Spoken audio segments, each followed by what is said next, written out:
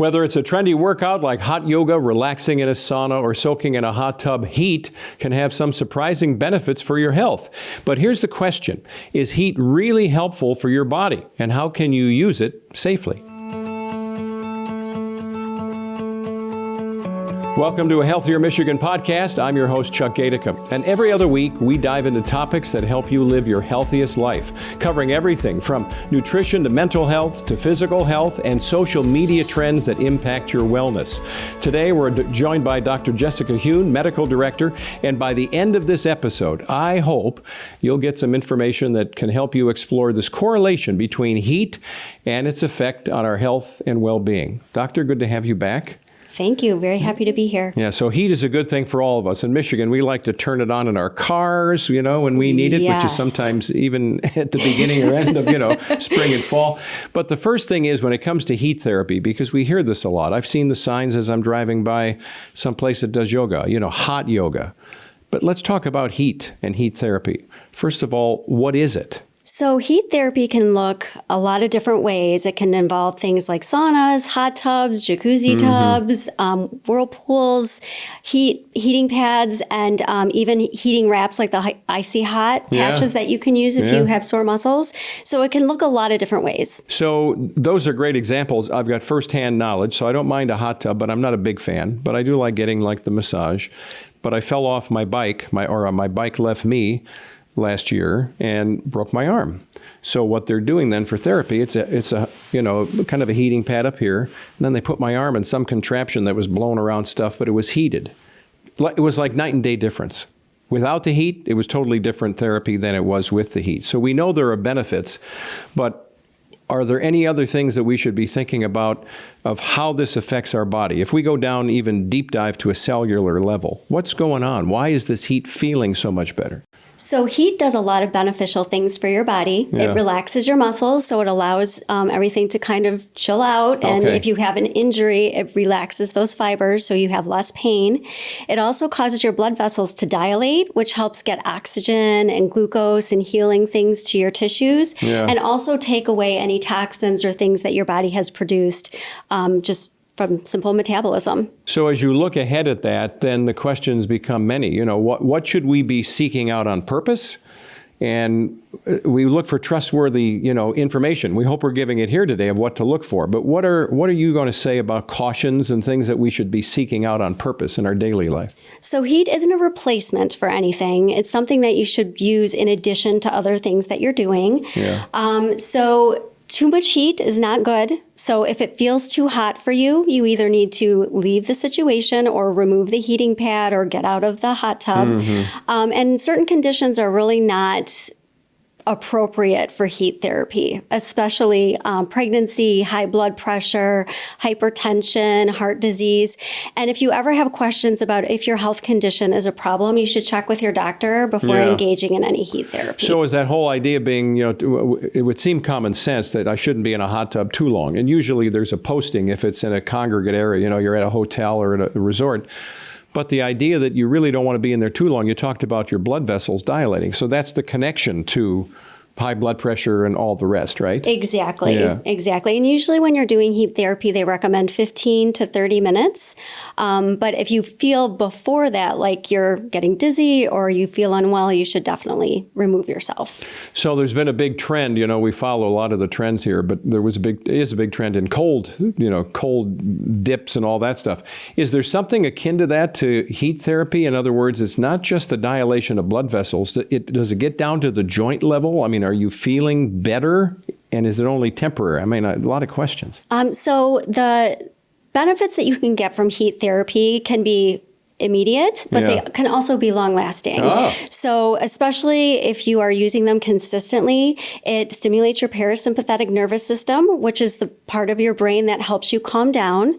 It can help with pain. It can increase the amount of fluid in your joints, which can help with arthritis. So it has a lot of really beneficial effects if you use it in conjunction with diet, exercise, and all the other things that we recommend for your health. So there's another question I've got, which is, can you actually actually burn fat? Will it kick up your metabolism, this idea of being exposed to heat? It does kick up your metabolism. Okay. Likely you're not going to lose any weight by doing heat therapy, but it does increase your heart rate, it increases your metabolism, and it does cause your blood vessels to dilate, which allows like those good things for your muscles to come in and the bad things to move away. Well, the byproduct of exercise is most usually I'm going to get sweaty. I am warmer, right? I mean, that's why even going for a run outside is delightful on a cool day. But now people are searching out this idea of heat with yoga. Like, is it giving you added benefit, or is that just a hook to get you involved in yoga? Hot yoga is very good for certain people, but it definitely is not recommended for everybody. Okay. Just because if you overexert yourself and you have some of the conditions that we discussed before, it can be dangerous. Okay. So, hot yoga is an excellent form of exercise. Just make sure that you are cleared for doing it before you actually participate. And if I'm looking to stretch, if that's my intent, and I'm not looking to be, crazy about it, having some warm air may be easier on my fibers and my joints and all the rest too. So there's an upside. 100%. And it also, it not only relaxes your muscles, it helps loosen up your collagen as well around your joints. So again, for anyone who has joint pain or arthritis, it can really, really help with those symptoms. Is there an ideal temperature we're shooting for? Not that I'm carrying around, my little thermometer I can put on. I have one of those at home, especially when kids come over. But is there something we should be paying attention to when it comes to that? So it depends on what form of heat therapy you're using. Okay. So if you're using a heating pad, typically the temperature should be around 105 to 113 degrees.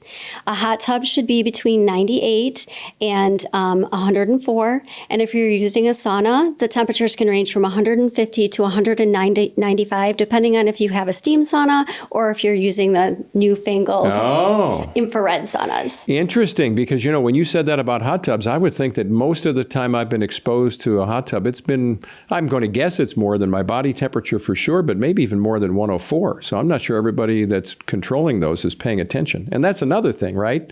Dip your toe in first to make sure. Yeah. Yes, and children should be monitored closely in hot tubs or other heat therapies as well. Our nervous system, you talked about that a little bit. So heat therapy, a calming effect. Yes. We notice that anecdotally in a sauna or in a hot tub, right, in a whirlpool. So talk a little bit more about that connection. So the brain, when you're in a heat therapy session, it activates your calming centers. So it really does help with that. And the other thing that it ironically helps with is pain. It affects your pain sensors in your brain in a way that actually causes you to feel less pain. So if you're a person who suffers from chronic pain syndromes or other things like that, it may be a very positive therapy for you to utilize. Well, a lot of people move to warmer climates or at least vacation there and will say, I feel better. So there could be something to just the air temperature change too, right? Absolutely. Yeah. And humidity has something to do with it as well, as anyone who lives in Michigan knows. Yeah, meaning it's more oppressive. What's your point about humidity? So the amount of heat you feel depends on how much humidity is in the air. Right. So if it's more humid outside, you're going to feel the effects of that heat more intensely. Yeah, back in the day, I went to visit a buddy years ago in Phoenix, and he always would say, it's a dry heat. It's like 114, but and there was a cartoon back when people read newspapers. It was two skeletons crawling across the desert, and the bubble above one of the skeletons' heads was, it's a dry heat. And I'm thinking, it's still hot. It's still hot. 114 is 114. Yeah. Yes. Talk about what we should be avoiding in particular, and then what would be a warning sign, I think, as part of this. I'm in a hot tub. I start to feel how maybe I'm off. What should I be looking for of how hot is too hot? And then what are the things I should be checking in on with my own body to know, it's time to get out, even if somebody said I shouldn't? Great question. So it depends on the person. So everybody experiences things in a different way. Yeah. But the main things that you want to look out for when you're doing heat therapy is how hot does it feel? Like if it's burning you, if it feels uncomfortable for you, that's too hot. So you need to turn it down, whether it's a heating pad, a sauna, a hot tub, whatever, you have to dial it back. If you are in a hot tub or another location where you're using heat therapy, if you feel dizzy, if you feel short of breath, if you're having any tingling or numbness in your extremities, those are all signs that you need to get out and you need to hydrate because being in heat therapy does cause you to lose fluid. So you have to make sure that you're taking in adequate liquids if you're participating. That's interesting because if you look at, whatever resort you would pay attention to in America today, oftentimes people have liquid with them in the hot tub, but it's not water. Right? So that could be something that's working against you if you bring in a cocktail or something, right? It definitely is, because remember, alcohol is dehydrating. Right. So you're now doing two things that are causing you to increase your risk of getting dizzy. And being in a hot tub or a sauna and getting dizzy or potentially even passing out is definitely not ideal. Right. Well, and that was in the news with some people that's happened to, where literally they've passed out, and it wasn't because they simply passed out, they drowned. Yes. Yeah. Yep. Looking at this idea of what is trending, and sometimes it's misinformation. It's not news you can use, but it's actually the antithesis of that. Is there anything, a trend that you've seen that you would want to advise all of us stop believing this thing about heat therapy of any kind? So more heat is not necessarily better. Okay. And heat's not always the answer. So a lot of times if you have an acute injury, actually using ice or cold therapy is going to benefit you more for the first 1 to 2 days than heat therapy. Yeah. After that, heat therapy may indeed be helpful for all the things that we talked about, like muscle relaxation, joint improvement, collagen loosening up. But you should definitely check in to see which your doctor would recommend. Yeah, that's a good idea, because you could also be numbing the place that's injured and lead to even more problems, right? Exactly. Yeah. Essential considerations for those of us who use or want to use heat therapy. So maybe somebody's listening or watching this now and they're like, this sounds great. I haven't thought about using it that much. What should we be considering beyond everything we've talked about? Anything additional? So I think that, again, it depends on the person. So if you belong to a gym and they have a sauna, try it out. Go in for 15 to 20 minutes and see if that makes you feel better, if that resets you a little bit. I don't obviously encourage anybody to go out and spend a lot of money on hot tubs and saunas and different things like that necessarily. Yeah. But if you have them at your disposal, I think it's always good to try things. It may help you. It may just give you a minute to collect yourself and reset. But I always think that it's worthwhile to do things that may benefit you, not just your mental health, but your physical health as well. And I like that idea because, sometimes we're all tempted to get the newest gadget, and those are not necessarily inexpensive gadgets. So, to get yourself the hot tub in the backyard, I guess you should know that you're really going to like dipping into hot water. Exactly. Try it at some resort or something, because maybe it's not your thing. And do your research first, right? Because there are a lot of different products out there, and some of them are very well vetted and have great reviews and have a lot of science behind them. But as with everything else, there is misinformation. So you have to be a knowledgeable consumer so that you don't buy something that you're going to regret long term. Any other final thoughts beyond what we've talked about? No, heat is a great way to supplement your health, but please, please, please make sure that you are not turning up the heat too much. Good to see you, Dr. Huhn. Thank you. Thank you. Yeah, good to have you with us. Listen, we want you to think about all that we've talked about. Thanks for listening to Healthier Michigan podcast. It's brought to you by Blue Cross Blue Shield of Michigan.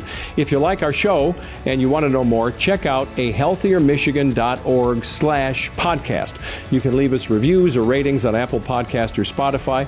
You can follow us on Facebook, Instagram, and Twitter, so we're everywhere.